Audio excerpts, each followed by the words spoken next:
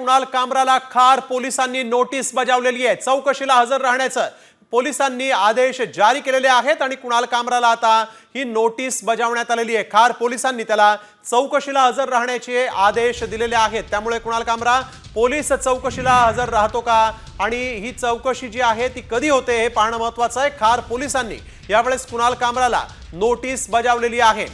एकनाथ शिंदे यांचं नाव न घेता त्यांनी एक विडंबन सादर केलं होतं आणि त्यानंतर त्याच्या स्टुडिओची तोडफोड झाली होती।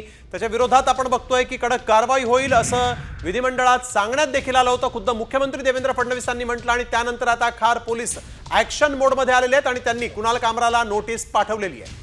सचिन गाड आमचे प्रतिनिधी आपल्या सोबत फोन लाईन वरून जोडले गेलेले आहेत। सचिन, काय अधिकची माहिती?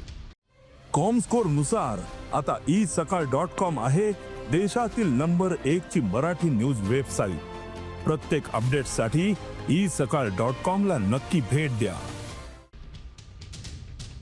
पोलिसांनी कुणाल कामरा याच्या घरी जाऊन त्याला नोटीस बजावलेली आहे आणि त्याला नोटीसमध्ये पोलिसांनी स्पष्ट केलेलं आहे की तुझ्या विरोधात गुन्हा दाखल आहे आणि चौकशी करण्याची गरज आहे आणि म्हणून तू पोलीस स्टेशनला उपस्थित राहा। या संदर्भातली नोटीस ही कुणाल कामराला बजावण्यात आलेली आहे। मात्र कुणाल कामरा सध्या घरी नाहीये। पॉंडिचेरीला त्याचं शेवटचं लोकेशन ट्रॅक झालं होतं आणि तेव्हापासून त्याचा फोन देखील बंद येतोय। त्यामुळे नोटीस ही त्याच्या वडिलांनी स्वीकारलेली आहे।